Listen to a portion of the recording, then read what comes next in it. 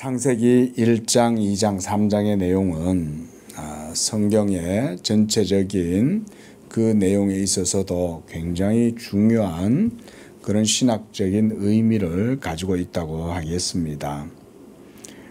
그래서 창세기 1장에서는 하나님께서 만드신 이 모든 창조에 대한 그런 내용들이 나오고, 또 2장은 그것과 함께 또 구체적으로 그 속에 또 귀한 내용들이 또 기록이 되어져 있고, 또 3장에서는 인류가 어떻게 하나님에게서부터 떠나게 되었고, 그래서 오늘날 이와 같이 모든 세계가 하나님을 떠난 그런 부패하고 타락한 상태로 살아가는지에 대해서 알려줍니다. 그래서 오늘 창세기 2장 4절을 보면 천지가 창조될 때에 하늘과 땅의 내력이다, 이렇게 말씀했습니다. 그저 하나님이 창조하신 이 세계가 이렇게 이루어진 것에 대해서 설명하고 있다, 이렇게 얘기하기보다는 하늘과 땅의 내력이다, 이렇게 설명을 하고 있습니다. 하늘과 땅의 내력이다. 그 말이 뭐겠습니까? 아주 중요한 의미를 갖고 있다, 이런 의미라고 하겠습니다. 그래서 오늘 본문 창세기 2장의 말씀은 하나님께서 모든 세계 만물을 창조하신 후에 이루어진 사역에 대해서 말씀하고 있습니다. 창세기 1장에서는 하나님이 하시는 창조의 사건을 시간적인 순서에 따라서 보여주고 있죠. 첫째 날에는 무엇을 만들고, 둘째, 셋째, 넷째, 다섯째, 여섯째 날, 이렇게 해서 6일 동안 하나님이 하시는 창조의 사건들을 시간 순서를 따라서 보여주고 있습니다. 그리고 하나님께서 말씀하신 대로 모든 세계는 무에서 유로 나타나게 되는 이런 과정들을 보여줍니다. 그리고 이제 마지막으로 하나님의 영광스럽고 거룩하고 의로우신 뜻과 목적의 모든 것이 바로 그대로 되니라, 이렇게 말씀합니다. 하나님이 말씀하신 대로 그대로 되었다. 그리고 하나님이 지으신 모든 것을 보시니 심히 좋았다. 자, 1장 30절에 보면 그대로 되니라 그랬습니다. 그렇죠? 그 다음 31절에서는 하나님이 지으신 그 모든 것을 보시니 보시기에 심히 좋았다.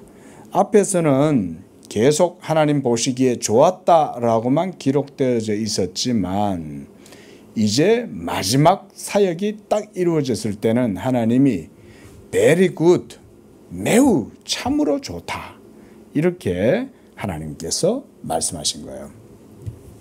자, 이제 우리는 여기서부터 하나님의 새로운 사역이 전개되고 있다는 사실을 주목해야 됩니다. 1장에서 창조의 사역이 끝이 났다면 2장에서는 이제 새로운 어떤 사건이 전환점을 이루는 그런 상황이라고 할 수 있겠습니다. 그것은 바로 창조주 하나님께서 자기의 형상으로 창조하신 이 아담, 곧 사람과 언약을 맺게 되는 그런 내용을 보여주기 위해서 2장이 기록된 것입니다.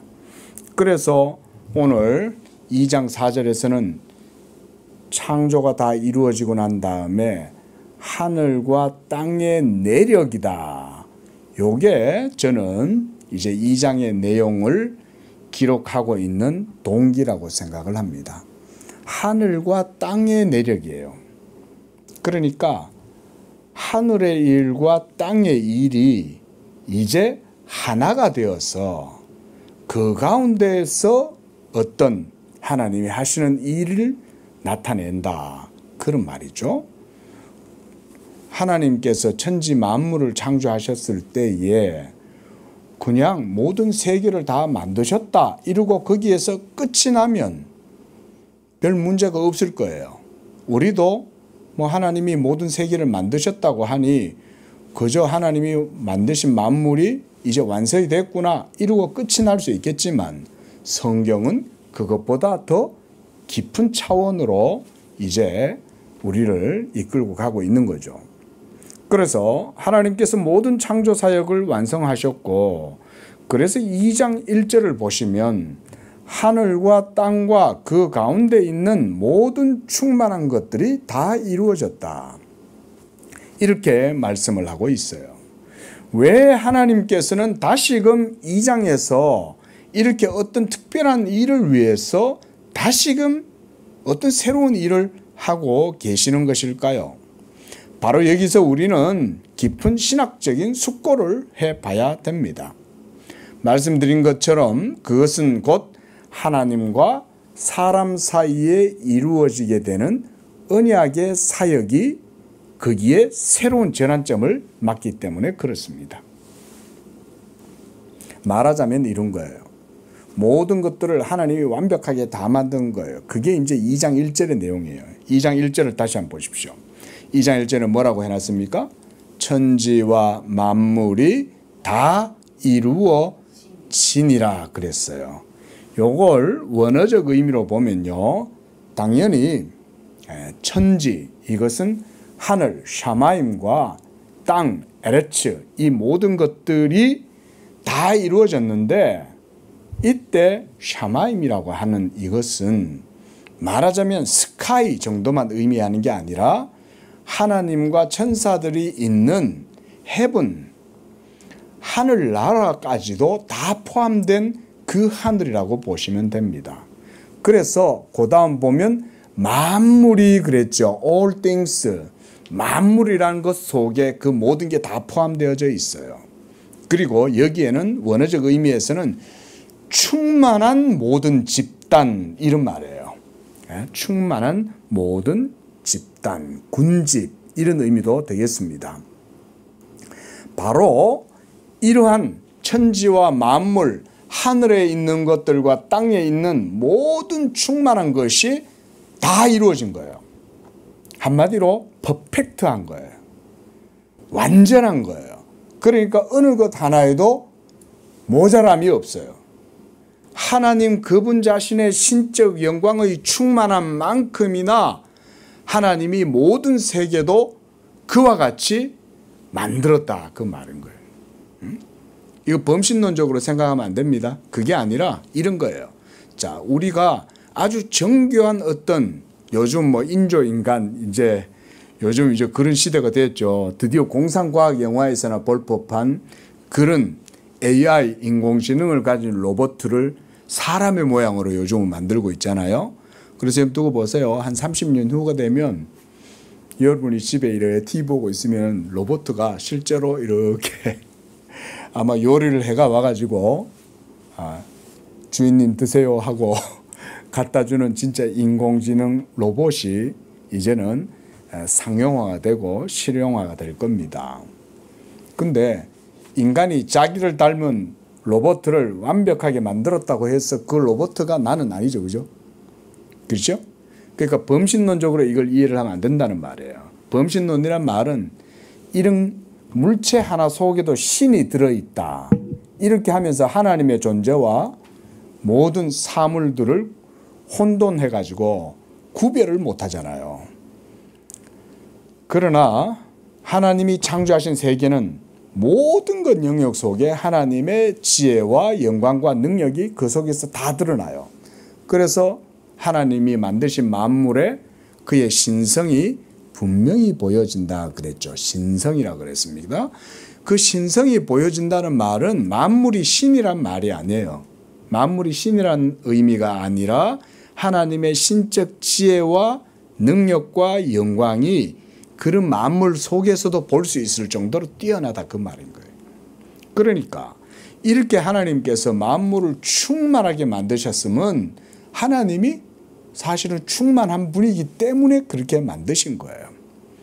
어떻게 보면 하나님께서 자기의 지혜를 통해서 만물을 자기의 영광의 지혜에 본떠서 만드신 거죠.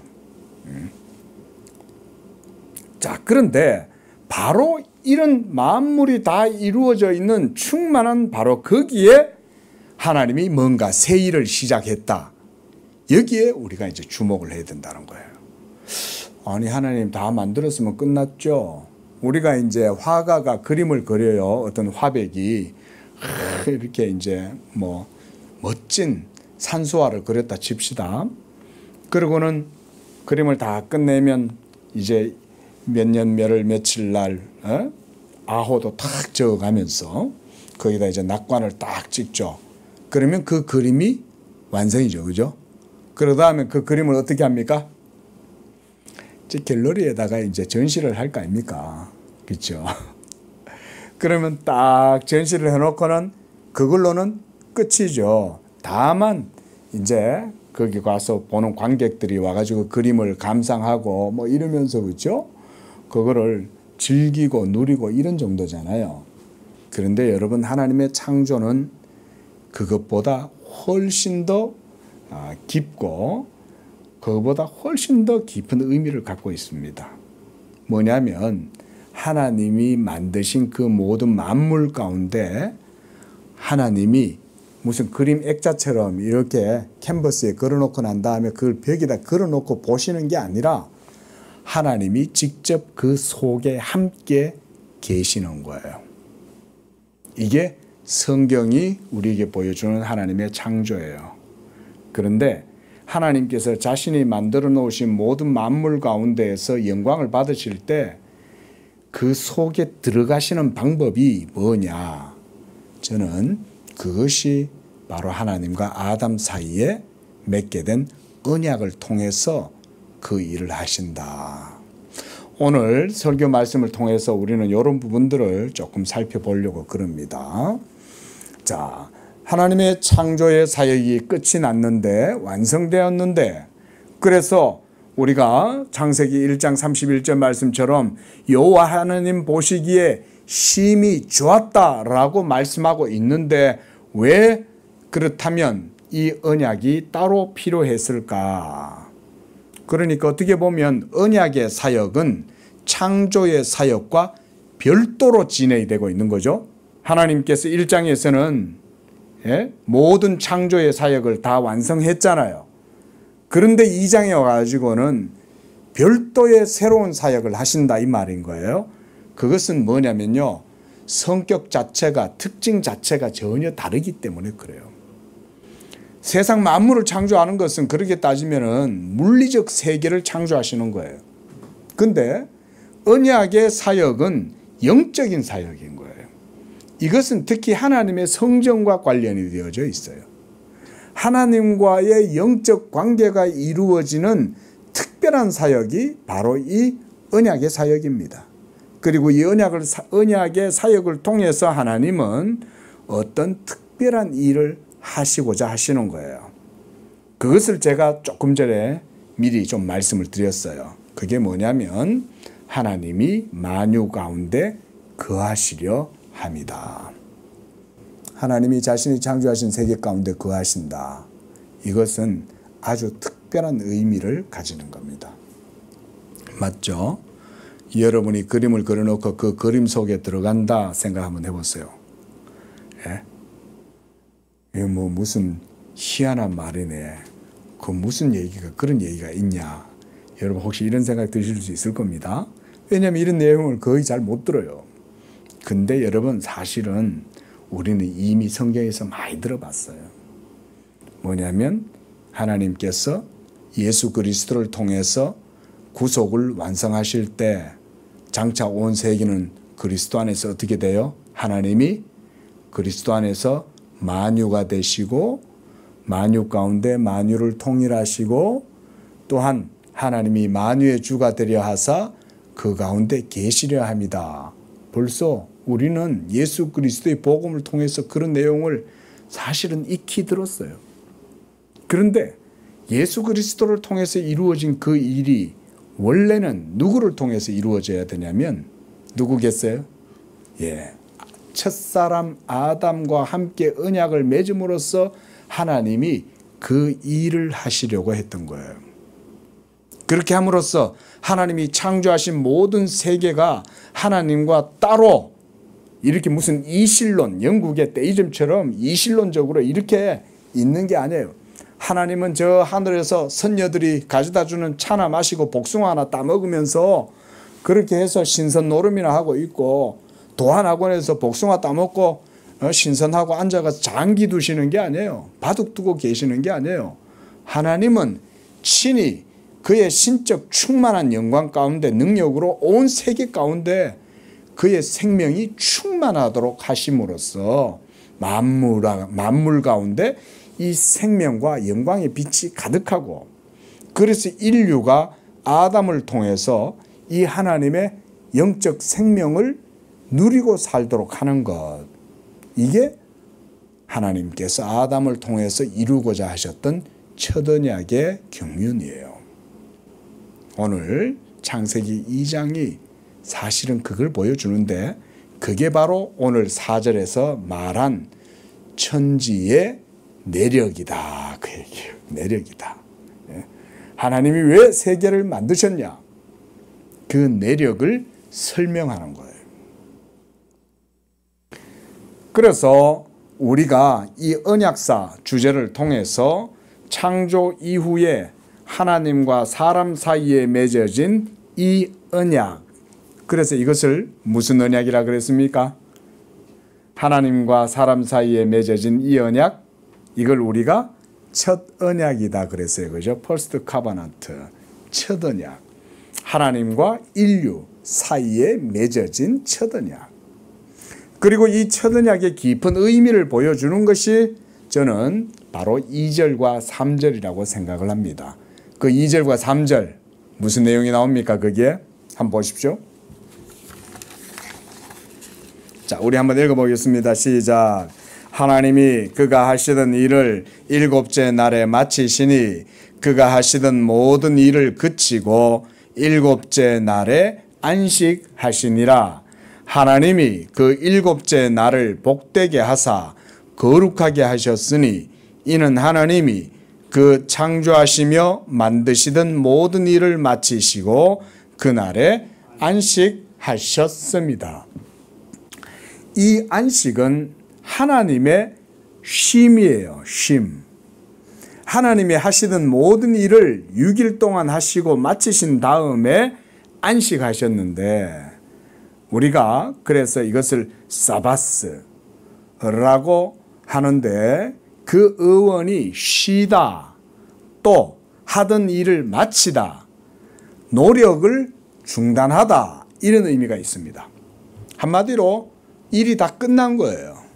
자, 화가가 그림을 다 그린 다음, 또는 어떤 조각가가 조각상을 다 만든 다음 이제 끝을 딱 내죠. 그래서 거기다가 이제 낙관을 딱 찍어요. 그렇게 해서 이제 출품을 할 정도가 된 거죠. 완성도가 높은 거예요. 도자기 하는, 도예를 하는 예술공이 딱 그릇을 만들었어요.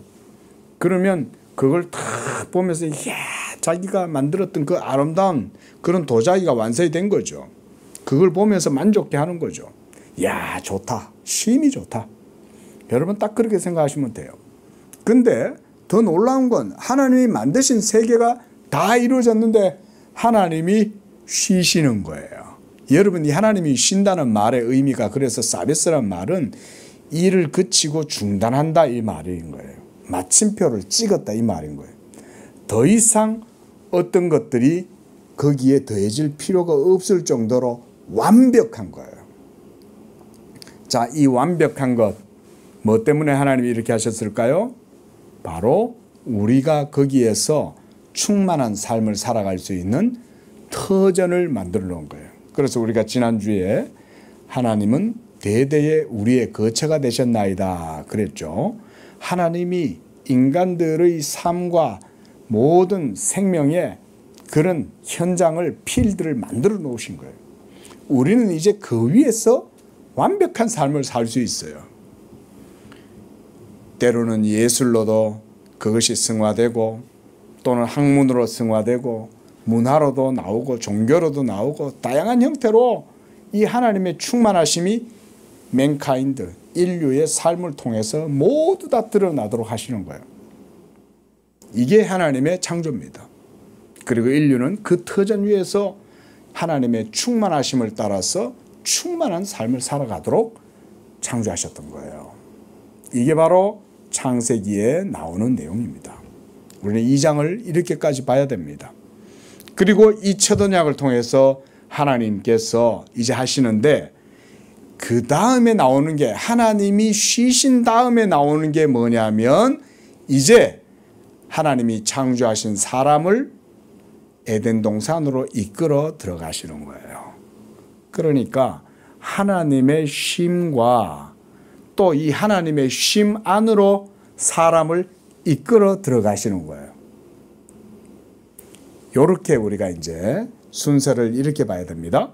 그래서 사람이 하나님의 쉼, 지금 안식하시는 이 하나님의 쉼 가운데로 들어간다면 당연히 하나님이 쉬심과 같이 자기가 하는 일도 멈추어야 되겠죠. 그래서 히브리서 4장 10절 말씀에 이미 그 안식에 들어간 자는 하나님이 자기의 일을 쉬심과 같이 자기의 일을 쉬느니라, 이렇게 말했어요. 그게 무슨 얘기냐? 우리가 이런 것들을 보다 깊이 있게 이 주제를 통해서 조금 보면 좋겠습니다. 바로 이 쉼, 안식이 창조의 최종적인 상태입니다. 창조의 최종적 상태. 하나님은 창세기 2장의 언약의 사역을 통해서 바로 이 일을 이루고자 하셨던 거예요. 그리고 만물이 아담 안에서 하나님의 충만하심과 그가 만유의 주가 되게 하시는 이 일을 하려고 하신 것입니다. 그 일의 마지막 단계가 하나님의 안식이요, 아담과의 첫 언약을 통해서 인류는 아담 한 사람 안에서 하나님의 안식 가운데로 들어가게 되고, 그리고 그 언약 안에서 하나님과 인류가 바로 하나가 되는 거예요. 이게 바로 진정한 하나님과의 언약의 관계, 그 속에서 사람은 쉼을 누리는 겁니다. 그리고 거기에서 하나님은 그들을 자기의 백성 되게 하시고, 그들은 하나님을 자기들의 하나님으로 삼아서, 이렇게 하나님께서는 아담 안에서 만유의 주가 되고, 그리고 만유 안에서 만물을 충만하게 하시는 자의 충만이 되어서 하나님도 이 첫 언약인 아담 안에서 하나님께서 만유가 되고자 하신 것입니다. 이게 저는 첫 언약을 통해서 이루시는 하나님의 창조 경륜이다. 그런데 이게 어떻게 됐어요? 무너졌죠, 그렇죠?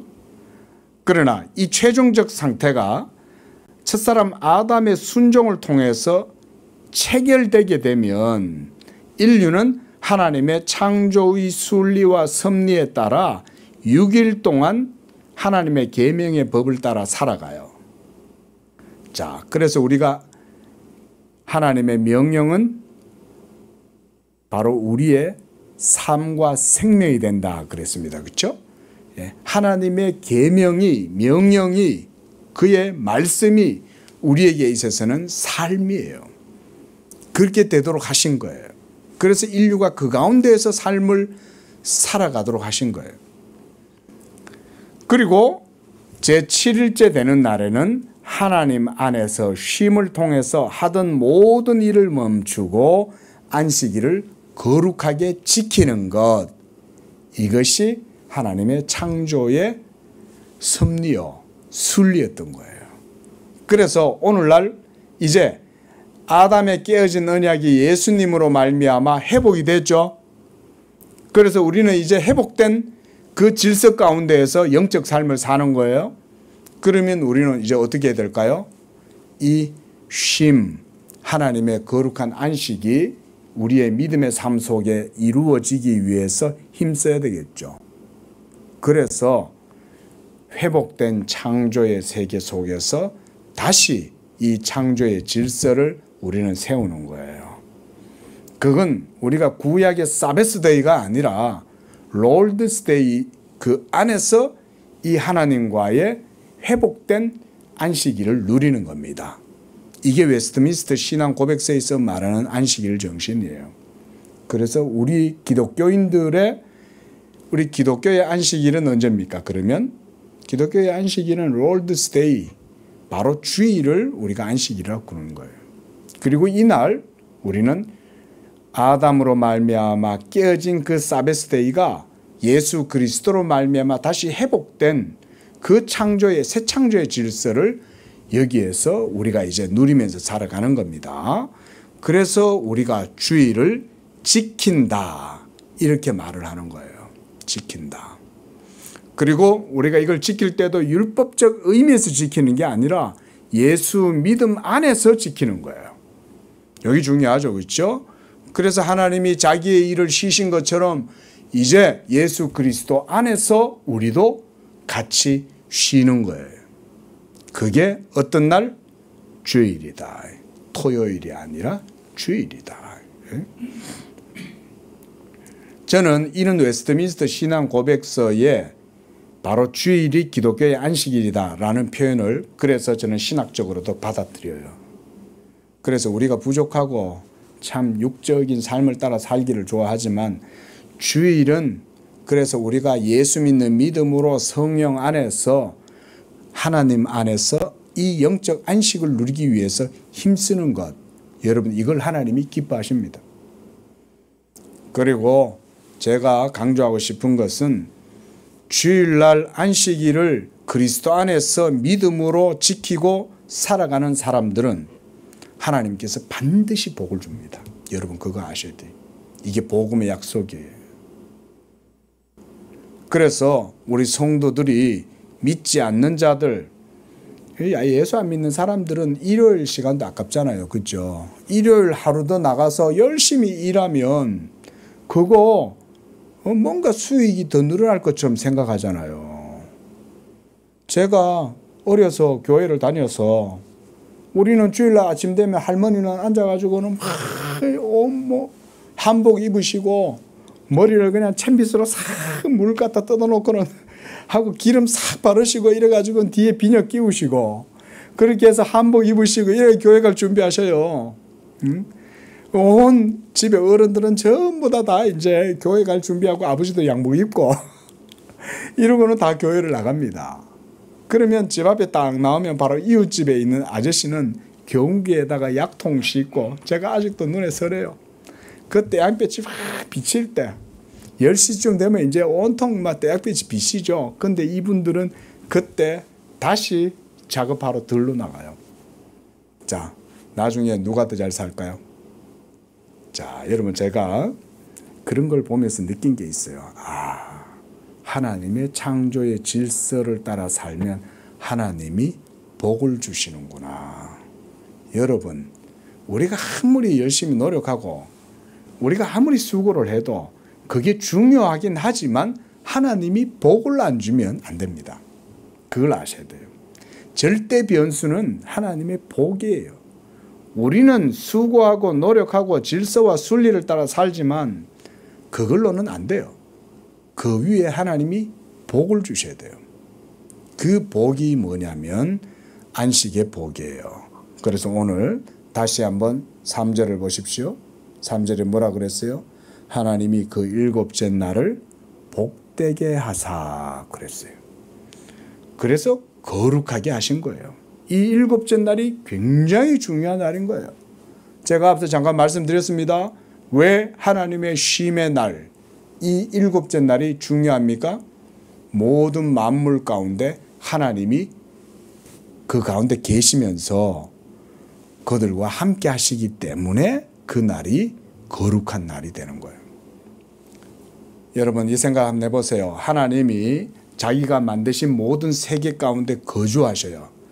그러면 아주 특별한 날이죠. 그렇죠? 창조 세계는 그 자체로 역사적인 우주적인 그런 시간이 그들 속에 지금 이루어지는 거예요. 만물이. 그러면 그 날은 특별한 날일까요? 아닐까요? 아주 특별한 날인 거예요. 하나님이 만물 가운데 거하시고 그 안에서 하나님이 뭐 하셔요 지금? 쉬시는 거죠. 그죠? 하나님이 만물 안에서 쉬신다. 그러면 집에서 막 일한다고 막 시끄럽게 하고 전화가 오고 뭐 사장님 뭐 하세요? 왜 회사 안 나오세요? 이렇게 전화 오겠어요? 아니 내가 지금 집에서 쉬고 있는데 예? 그 집이 얼마나 그 쉼에 봉사를 해야 되겠어요. 그죠? 하나님이 쉬시면 인간들도 인류도 하나님 안에서 같이 쉬는 거예요. 그래서 하나님이 그 날을 복되게 하시는 거예요. 왜냐하면 그 날은 하나님과 인류가 연합하고 그 안에서 인류도 쉼을 누리기 때문에 그런 것입니다. 그래서 하나님이 그 날을 복되게 하고 거룩하게 하시는 거예요. 아담 안에서 인류는 이처럼 하나님의 명령을 따라서 생명과 삶을 이루면서 살다가 제7일째에는 하나님이 하시는 모든 일을 완성하고 쉬신 것처럼 인류도 그 안에서 쉼을 누리는 것입니다. 이로써 하나님과 인류가 하나가 되는 거예요. 그래서 하늘과 땅의 하나됨, 마태복음 6장 10절에서 뜻이 하늘에서 이루어진 것처럼 땅에서 이루어지기를 원하나이다. 주님이 주기도문에서 말씀해 주신 것처럼 이렇게 인류가 하나님 안에서 하나됨을 이루면서 그 가운데서 하나님이 창조주 하나님이 하나님 되심을 드러내는 거예요. 또 인류와의 언약의 관계를 통해서 인류는 하나님의 백성이 되는 거예요. 이 첫 언약을 통하여 하나님은 인류를 단지 피조물의 영역에서만 살아가도록 내버려 두시는 게 아니에요. 대부분 창조를 오해하는 것 가운데 하나가 뭐냐면 하나님이 만드셨어요. 그러면 이제 시계 탭을 감아놓으면 시계는 자동적으로 돌아가죠. 그죠?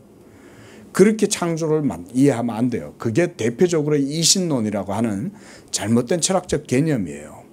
여러분, 하나님은 자기가 만드신 세계에서 떠나 계시지 않습니다. 또 우리 안에 계시되 그냥 계시지 않아요. 범신론적으로 들어와 계시지 않습니다. 예수 그리스도와의 언약을 통해서 이제 그 일이 이루어지는데 첫 언약 때 아담을 통해서 하나님이 그 일을 하셨던 거예요. 오늘 하나님이 에덴 동산으로 이 아담을 데리고 들어가셔서 거기에 두시잖아요. 그런데 바로 그 일이 뭐냐면 하나님과 사람 사이의 언약을 통해서 하늘과 땅이 아담의 인격 안에서 하나가 되도록 하신 거예요. 그리고 이제 그 아담 안에서 태어난 모든 인류는 하나님의 충만하신 모든 것을 다 이제 누리고 사는 거예요.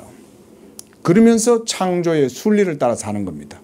6일 동안 열심히 일해서, 그래서 오늘 본문에도 보면 한번 보십시오. 오늘 5절을 보십시오. 5절을 보면 땅에 비를 내리지 아니하셨고 땅을 갈 사람, 이 옛날 성경에서는 경작할 사람이 없었다 그랬거든요. 땅을 간다란 말은 일한다는 말이잖아요. 노동을 얘기하잖아요.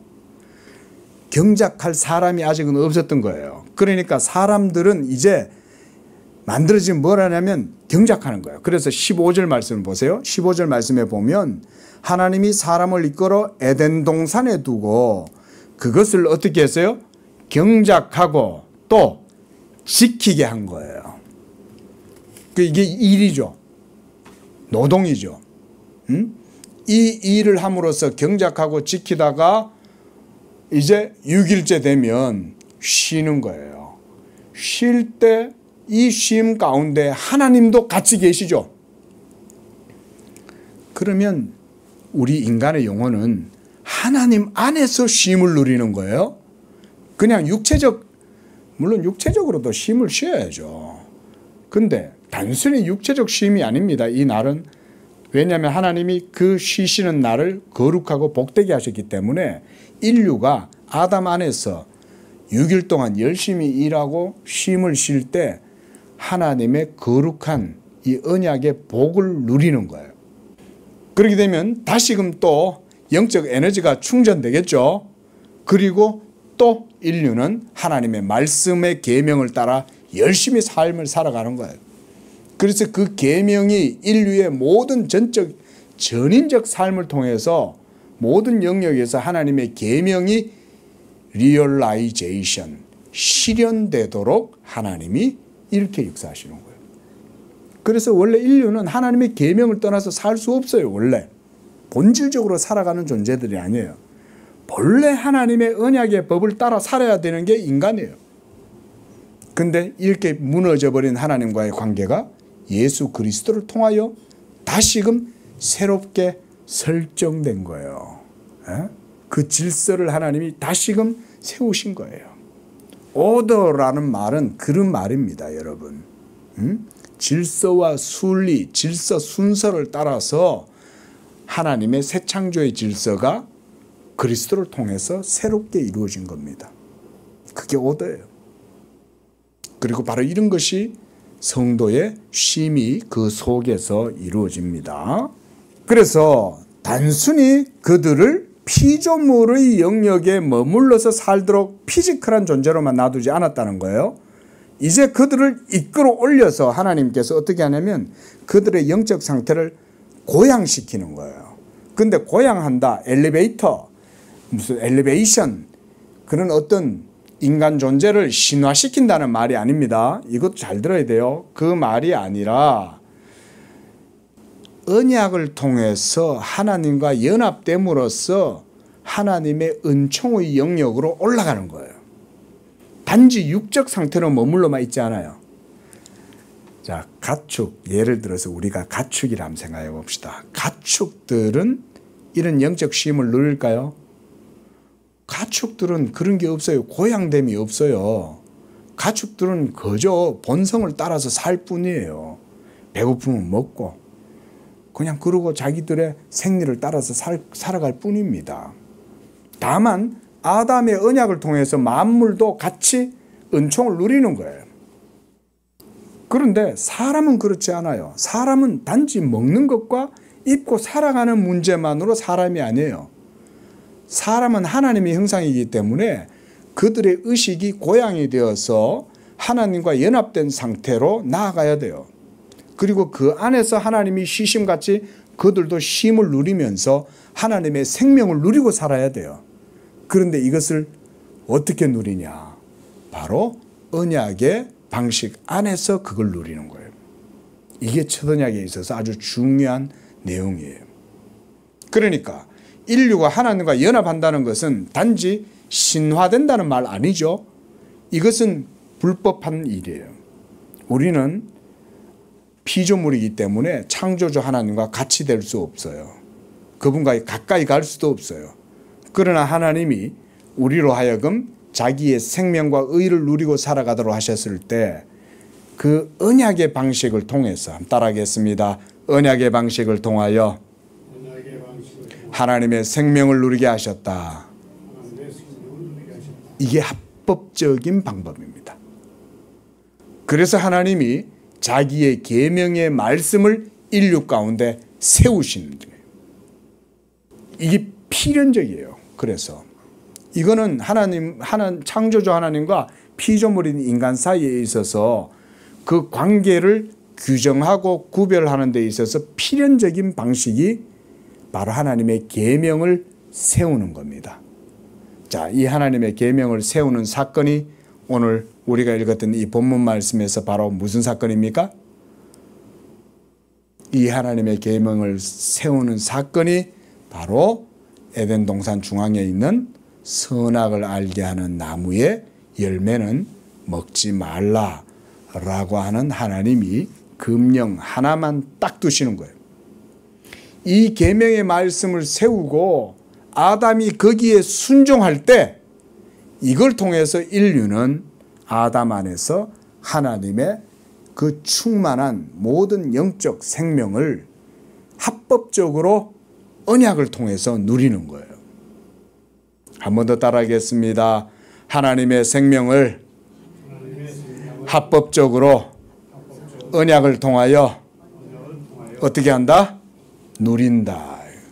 먹고 마시는 것. 그래서 신학자들은 이걸 이제 이 선악과 이걸 성내전적이다 이렇게 표현하는데 저는 그것도 조금 모자란다고 생각해요. 선악과는 단지 성내전적 상징물로만 있는 게 아닙니다. 여기에 선악과가 있다 쳐요. 그러면 이거를 먹으면 돼요? 안 돼요? 먹으면 안 되죠. 안 먹는 거예요. 대신에 그 옆에 뭐가 있었어요? 생명나무 있었죠. 그래서 오늘 본문에도 보면 동산 중앙에는 뭐가 있었습니까? 9절에 보십시오. 9절에 시작. 여호와 하나님이 그 땅에서 보기에 아름답고 먹기에 좋은 나무가 나게 하시니 동산 가운데에는 뭐가 있습니까? 생명나무와 또 선악을 알게 하는 나무도 같이 있었던 거예요. 그러니까 선악과를 안 먹으면 뭘 먹겠어요? 그 옆에 있는 생명나무 실과를 먹는 거예요. 그걸 실제로 먹는 겁니다. 그냥 상징적으로 거기 있는 게 아니에요. 그거를 그냥 먹는 거예요. 그걸 먹으면 그게 바로 하나님의 말씀을 우리가 실현하고 하나님의 말씀을 순종하는 것과 같은 거죠. 그 먹음으로써 순종하는 거예요. 그러니까 먹음으로써 하나님의 계명이 순종이 되면 그 순종을 통해서 인류는 어떻게 되겠어요? 사는 거죠. 사는 거죠.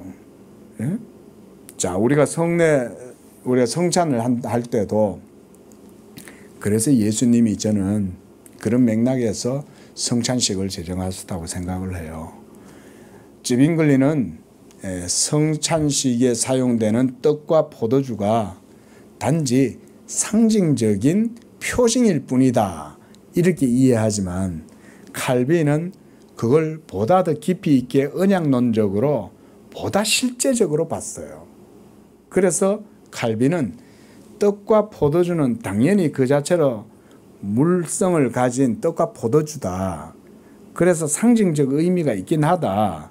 그러나 그것보다 더 중요한 건 주님이 그것을 내 몸이고 내 피다라고 말했다.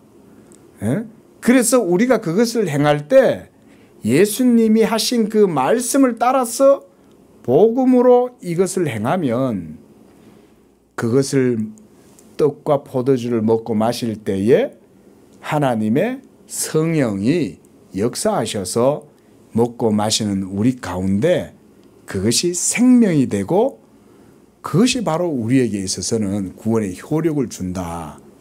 이렇게 본 거예요. 그걸 영적 임재설이라고 본 거예요. 우리가 선악과를 먹지 아니하고 동산 중앙에 있는 선악과 이외에 많은 것들은 먹을 수 있었죠. 그러면 아담이 그걸 먹는단 말이에요. 그럼 먹으면 그 먹음 그 자체는 벌써 하나님의 계명을 순종하는 것이 되죠. 왜냐하면 선악과는 안 먹고 다른 걸 먹는 거니까. 그렇게 되면 생명나무의 실과를 먹으면 죽지 않고 생명나무니까 사는 거죠. 근데 하나님의 계명을 어기고 선악과를 먹으면 어떻게 됩니까? 죽죠. 정령 죽으리라 그랬으니까 죽는 거예요. 왜 죽냐? 하나님의 계명을 어겼기 때문에 죽는 거예요. 이것이 첫 언약 때 하나님께서 딱 그 계명의 말씀으로 하나님과의 언약의 관계를 설정하시는 거예요. 그래서 제가 언약은 합법적인 거다라고 그러는 거예요. 하나님과의 관계에서 합법적이지 않으면 하나님의 하나님 되심이 깨어져 버려요. 그래서 사람과 하나님이 구별이 없어지면 어떻게 되겠어요? 하나님께 영광이 되지 않죠. 그렇죠? 아니 하나님이 피조물의 존재처럼 취급될 수 있어요? 하나님의 존재를? 그럴 수 없죠. 또 피조물인 우리가 창조주 하나님의 영역에까지 올라가서 우리가 하나님과 같이 될 수 있습니까? 될 수 없죠. 그러나 그렇게 생각하지 말고 하나님의 은총을 누린다고 한번 생각해 보세요. 하나님의 은총을 누릴 때 그분의 생명과 의와 그분의 충만한 영광을 우리가 후광을 입고 덕을 입는다 이런 생각을 하면 그건 어떤 방식으로 될까요? 언약의 방식을 통해서 하나님의 생명과 의를 그분의 영광스러움을 우리가 덕으로 누리고 살아가는 거예요. 그걸 하기 위해서는 언약의 합법적 방식이 있어야 돼요. 언약이 아니면 이 관계가 깨져버려요. 그래서 범신론이나 이실론으로 가버리는 거예요. 그래서 범신론을 그래서 우리가 성경에서는 가증한 것이다 그래요. 자, 바로 이런 것입니다. 그러나 아담의 불순종과 범죄로 말미암아 첫 언약의 경륜이 폐기되어 버렸고 이제 하나님의 은밀한 작정과 비밀한 경륜을 따라서 둘째 아담이신 예수 그리스도로 말미암아 하나님께서 이 새 창조의 경륜을 이루고자 하신 거예요. 이게 그래서 사도 바울은 첫사람 아담이라고 얘기하고 예수 그리스도를 둘째 사람 또는 마지막 아담이 되셨다 이렇게 말하는 거예요. 하나님이 이 창조의 경륜을 처음에는 아담을 통해서 하시려고 했다가 아담의 불순종으로 이 행위 언약이 첫 언약이 깨어지니까 하나님께서 자기의 영광을 위해서 만세전에 창세전에 벌써 예비를 딱 해놓으신 거예요.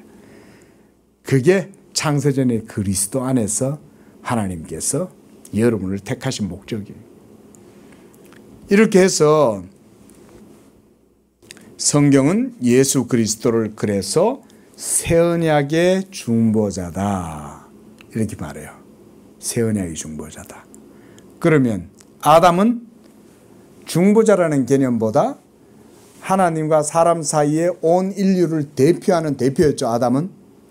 근데 둘째 아담이신 예수 그리스도는 첫 언약의 중보자가 아니라 새 언약, 바로 그 새 언약의 중보자가 예수 그리스도다. 이제는 이 예수 그리스도를 통해서 하나님이 새로운 인류를 창조하시는 거예요. 그리고 하나님의 택하신 백성들을 온 세상 만물 가운데에서 하나님이 불러내시는 거예요. 모든 성도들을 하나님이 세상 가운데서 불러내시는 거예요. 어디로? 이 새 언약 가운데로 불러주시는 거예요. 그리스도 안에서 새 언약. 그래서 우리가 이 새 언약은 이제 뉴 카바넌트다. 이 새 언약의 성취로 말미암아 하나님이 만물을 충만케 하시는 자의 그 충만함, 우리가 풀 채운다 그랬죠. 풀, 그렇죠? 플레로마, 충만함이다. 에베소서 1장 23절과 4장 10절에 있어요. 그래서 에베소서 1장 23절에는 교회는 그의 몸이니 만물 안에서 만물을 충만케 하시는 자의 충만함이다 이렇게 말했습니다. 충만함이라 그랬어요. 교회가. 그 다음 4장 10절에서는 그가 모든 하늘 위에 오르신 자니 이는 만물을 충만케 하려 하심이다 그랬어요. 자, 여기서 뭐라고 그랬습니까? 만물을 죄송합니다. 만물을 충만하게 하는 거예요. 우리가 살아가고 있는 이 모든 천하 만물, 이게 다시금 예수 그리스도 안에서 아담 안에서 원래 하려고 했던 그것을 하나님이 이제 그리스도 안에서 만물을 충만케 하시고, 그 말은 하나님이 그 만물 가운데 들어가신다 그 말인 거예요. 어떻게? 예수 그리스도를 통해서. 그리고 하나님이 그 만물 가운데 들어가 계시면 이제 하나님이 자기 하시던 일을 마치겠죠. 완성됐으니까. 마치고 쉬면 더 이상 타락은 없어요. 더 이상 죄도 없고. 그러면 인류는 하나님 안에서 하나님의 영적 자녀가 되어서 그 무수한 하나님의 자녀들, 아브라함아 하늘의 별을 봐라. 네가 셀 수 있냐? 셀 수 없습니다. 바다의 모래를 봐라. 해변의 모래를 셀 수 있냐? 셀 수 없습니다. 그처럼 하나님 나라가 되면 하나님의 그 아브라함의 자손들이 충만한 거예요. 그리고 하나님도 그들과 함께 계시는 거예요. 이게 요한계시록의 비전이죠. 하나님도 저희와 함께 있었어. 이걸 우리가 네 단어로 뭐라 그랬습니까? 하나님이 저희와 함께 있는 것? 그렇죠. 이게 임마누엘인 거예요. 예수 그리스도를 통해서 하나님이 이루실 구속의 경이롭고 놀라운 이 역사가 그래서 임마누엘인 거예요. 우리 요한계시록 말씀 찾아보겠습니다. 요한계시록 21장 1절에서 7절까지의 내용이 특별히 그런 내용입니다. 여기 보니까 내가 새 하늘과 새 땅을 보니 처음 하늘과 처음 땅이 없어졌고 바다도 다시 있지 않더라. 내가 보니 거룩한 성 새 예루살렘이 하나님께로부터 내려오니 신부가 남편을 위하여 단장한 것 같더라. 또 3절 보세요. 함께 읽습니다. 시작. 내가 들으니 보좌에서 큰 음성이 나서 이르되 보라 하나님의 장막이 사람들과 함께 있음에 하나님이 그들과 함께 계시리니 그들은 하나님의 백성이 되고 하나님은 친히 그들과 어떻게 해요? 함께 계신다. 이게 누구를 통해서 이 일이 이루어져요? 그렇죠. 예수 그리스도를 통해서 하나님이 어떻게 하신다? 함께 계신다. 이게 임마누엘이에요. 이 요한계시록의 궁극적이고 최종적인 비전이 예수 그리스도를 통해서 성취가 되는 거예요. 우리는 지금 그 도상에 있어요. 여러분은 지금 이 하나님의 만유 안에 만유에 충만하게 되시는 그 역사의 도상에서 우리는 지금 이 시대에 부름을 받았어요. 구름과 같이 흐드한 증인들 가운데 여러분도 있는 거예요. 예? 온 세계 만민이 하나님의 애들에게 영광을 돌리는 그 우주적인 현장에 여러분도 부름을 받은 겁니다. 그리고 이제 5절에도 보면 보라 내가 만물을 새롭게 하노라 그랬어요. 이 새롭게 하는 이 새 창조의 역사가 하나님이 예수 그리스도를 통해서 이루시는 거예요. 그래서 저는 이런 표현도 좋다고 봐요. 그리스도의 몸이 완전하게 드러나면 그때가 끝이다. 예수 그리스도의 몸은 교회죠. 교회는 여러분들이죠. 여러분들이 여러분 안에 거하시는 그리스도로 말미암아 하나님께서 자기의 교회를 역사 가운데 완전하게 드러나도록 하시는 바로 그때가 우주의 마지막이에요. 완전 끝이에요. 파이널이에요. 그리고 하나님 예수님께서 친히 오셔서 자기의 모든 교회를 다 모으시면 이 교회가 완전하게 드러나게 되고 그러면 천지는 이전 것은 지나가고 그래서 여기 4절 하반절에도 보면 처음 것들이 다 지나갔다 그랬어요. 다 지나가고 만물을 새롭게 한다. 바로 이 일이 이루어지는 것입니다. 자, 바로 이것이 첫 언약에서 아담을 통해서 이루고자 했던 하나님의 창조의 경륜이에요. 아담이 순종하면 하나님의 계명과 하나님의 그 충만한 생명과 영광이 인류의 삶을 통해서 드러나도록 하는 거야. 얼마나 대단하겠습니까? 그렇죠? 신적인 삶을 살아가는 거예요. 하나님의 자녀들이. 예? 그러면 천사들도 돕겠죠. 하나님의 자녀들이 에덴 동산을 경작하고 지키면서 점차 아담에게서부터 이제 인류가 탄생할 거 아니에요. 예? 그러면 자녀들이 번성하면 그 가운데에 얼마나 많은 하나님의 계명의 말씀이 인간의 충만함을 통해서 드러나게 되겠냐. 그 영광을 한번, 그 영광의 환희를 한번 여러분 생각을 해 보십시오. 지금 온 세상은 어때요? 그것과는 완전 정반대의 세계죠. 전쟁과 기근과 온갖 약탈과 온갖 추악한 범죄들로 온 세상 가득하고 하나님 없이 살아가는 인생들은 우상을 섬길 뿐만 아니라 전쟁을 일으켜서 탐욕을 부리고 온갖 악을 짓고 지금 살아가고 온 세계는 지금 몸살을 앓고 있잖아요. 인간이 만들어 놓은 이 모든 재앙의 결과가 인간들의 욕심 때문에 빚어진 거 아닙니까? 경제도 사실은 하나님의 계명의 말씀을 따라서 행하면 경제적 발전도 하나님의 덕스러운 하나님의 영광을 위해서 하면 이런 문제 안 생깁니다. 근데 어떡합니까? 폐수, 공장에서 나온 폐수도 막 갖다가 물에다가 버려버리고, 예? 대기 오염 만들고, 막 온통 인간의 욕심으로 다 빚어진 거 아닙니까? 예? 컨베이어 벨트를 만들어가지고 대량 생산을 하고, 대량 생산을 하려니 석탄은 또 얼마나 필요해요? 예? 포항제철에서 얼마나 많은 용광로에서 쇠를 만들어내야 돼요. 이런 경제를 하나님의 계명의 말씀을 따라서 행하면 이런 식으로 하지 않겠죠. 이게 지금 인류가 자기들 스스로 지금 무덤을 파고 있는 거예요. 사실은. 자, 이렇게 창세기 2장에서 하나님께서 지으신 모든 만물 가운데 하신 일을 마치고 쉬시고 안식하셨다고 하는 것의 신학적 의미가 그와 같이 큰 거예요. 자, 권사님, 우리가 집이 왜 있어야 됩니까? 예? 우리가 그 노래 있잖아요. 즐거운 곳에서는 날로라 하여도 내 쉴 곳은 어디예요? 집이죠. 예? 집은 쉬는 곳이에요. 온 우주 만물은 하나님의 집이에요. 그리고 하나님이 그 만드신 만물 가운데 친히 들어가셔서 그것을 집으로 삼아서 뭘 하신다? 쉬신다.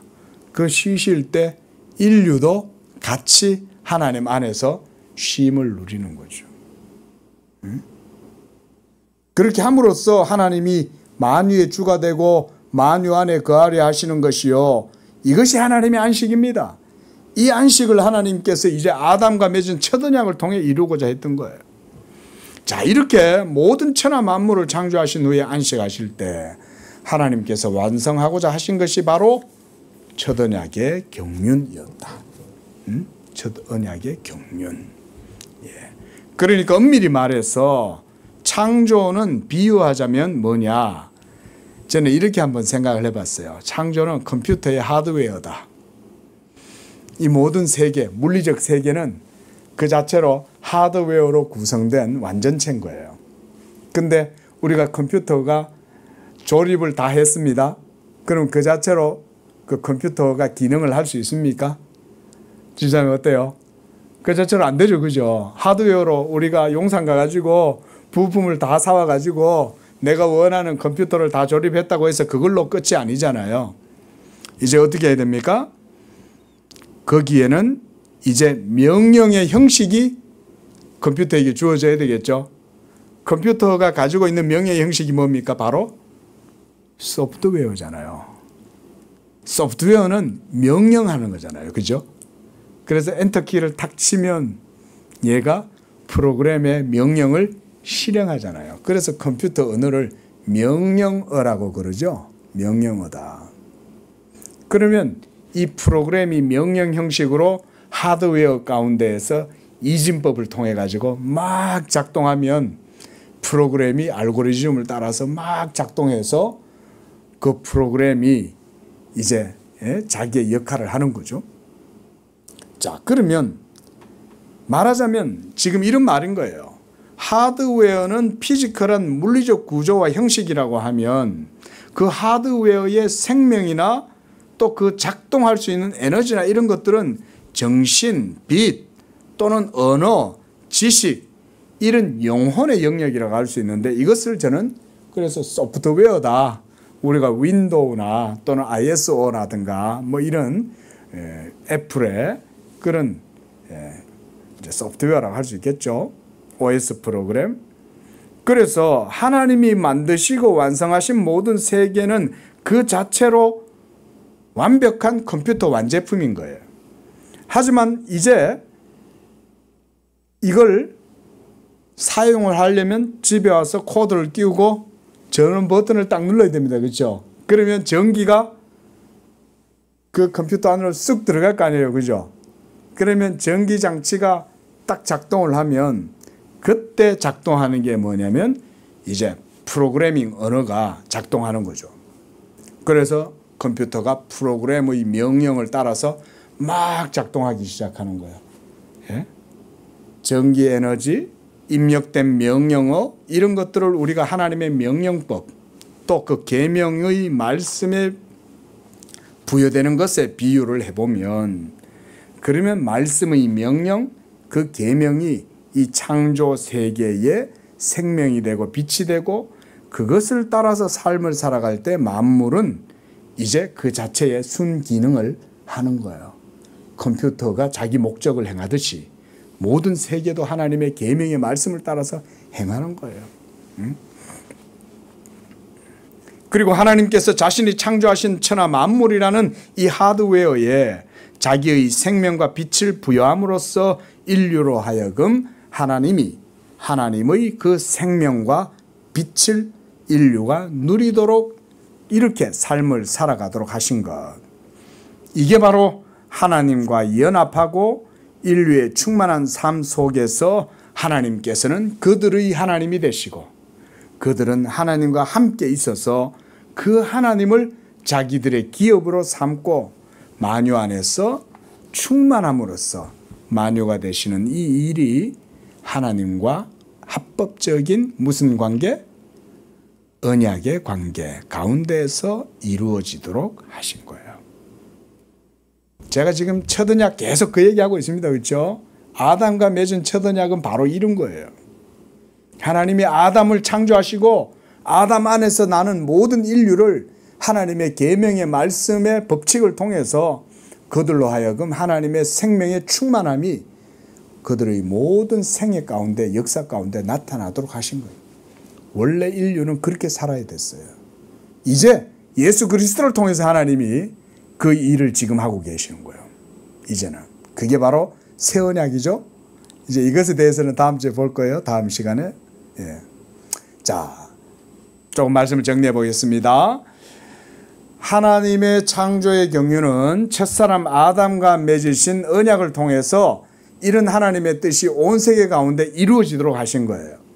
그것이 바로 하나님께서 만드신 만물과 그 가운데 자기 형상으로 창조하신 사람에게 주신 명령법이었어요. 그게 처음 명령이 뭐였습니까? 아담에게 주신 생육하고 번성하고 땅에 충만하라 하신 그 명령 가운데 들어있는 거예요. 그래서 지금 온 세계는 이 하나님의 생육하고 번성하고 충만하라고 하신 이 계명의 법에 지금 순종하고 있는 거예요. 저는 오늘 아침에도 명란젓가루를 주셔서 명란젓을 먹었는데 그 속에 알이 얼마나 많은지 몰라요. 그 한 마리가 알을 얼마나 많이 넣습니까? 그러니까 온 세계의 어부들이 거대한 배를 이끌고 바다에 나가서 원양어업을 해도 그 배를 한가득 싣고 돌아오잖아요. 그리고 우리는 그것을 또 사 먹고 얼마나 바다 가운데 충만하겠어요. 그 모든 것들이 다 하나님의 계명의 말씀에 순응하고 있는 거예요. 우리가 그래서 하나님의 명령법에 대해서도 봤습니다. 임페러티브. 하나님의 명령, 계명의 말씀이 바로 우리 인생들에게는 그 자체로 살아라 라고 하시는 하나님의 생명, 비타, 데이, 하나님의 생명이다. 또한 그 생명의 법이 우리에게는 또한 삶의 법이에요. 삶의 법. 이것이 첫사람 아담을 통해서 뜻하신 바 언약의 경륜입니다. 이제 하나님께서 이 일을 둘째 아담이신 예수 그리스도 그를 새 언약의 중보자가 되게 하시고 그의 인격 안에서 이 새 창조의 경륜을 이루신 거예요. 이게 바로 우리에게 주신 예수 그리스도의 복음입니다. 하나님께서는 첫사람 아담의 순종을 통해 이러한 창조의 경륜이 이루어지도록 하신 것이요. 그러므로 창세기 2장에서 하나님께서는 아담과 더불어 이 첫 언약을 맺고자 그를 에덴 동산으로 이끌어 들이신 것입니다. 그리고 하나님께서는 그로 하여금 하나님의 안식 가운데 들어가서 창조주 하나님께서 만유 가운데 만유가 되게 하고 만물이 아담 안에서 하나님과 연합함으로써 온 세계 가운데 인류가 생육하고 번성하도록 하신 거예요.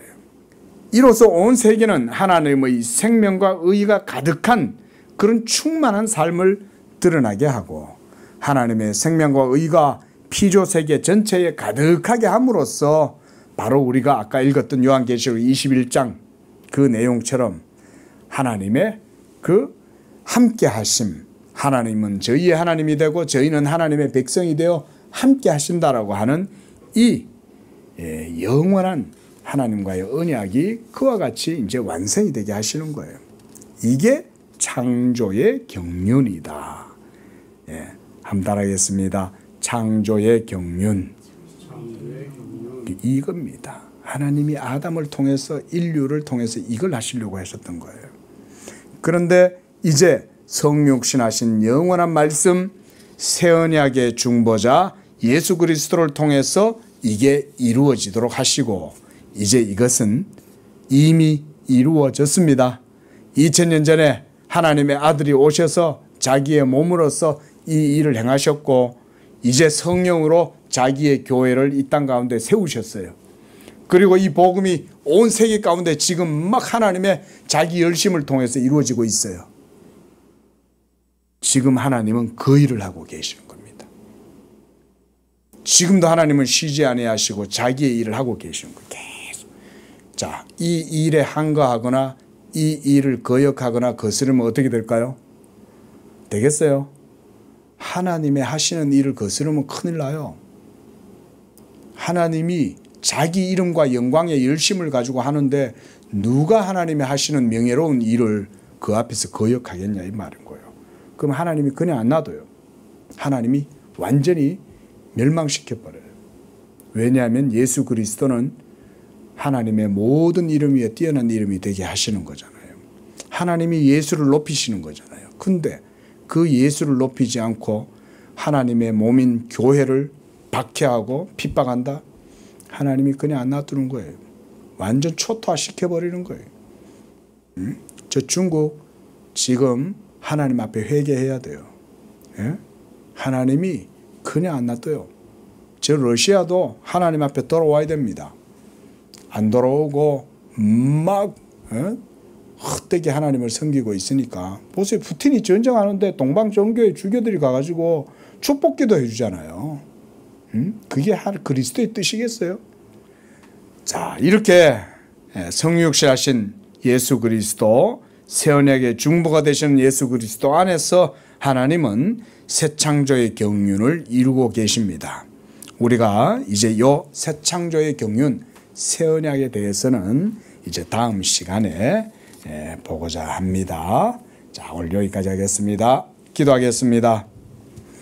거룩하신 하나님 아버지, 하나님은 지금도 살아계시고 하나님께서 창세전에 영원전에 삼위일체 하나님 안에서 작정하시고 뜻하신 바 그 경륜의 목적을 지금도 이루어 나아가고 계시는 줄로 믿습니다. 첫사람 아담의 부패와 타락과 불순종을 통해서 이제 하나님께서는 자기의 이 영광을 위하여 그리스도 예수 안에서 은밀한 작정을 실행하시고 이제 때가 되어 2000년 전에 예수 그리스도를 보내시고 이제 때가 되어 오늘날 우리도 그리스도의 몸으로 불러주시고 이 하나님의 새 언약의 새 창조의 경륜 가운데로 불러주시니 감사합니다. 우리에게 주신 이 소명을 따라서 우리도 이 하나님의 새 창조의 경륜에 나아가게 하시고 그 가운데에서 하나님께 영광을 돌리는 복된 그런 삶을 살아가도록 우리 양재교회 모든 성도들 축복하여 주시옵소서. 예수님의 이름으로 기도합니다. 아멘.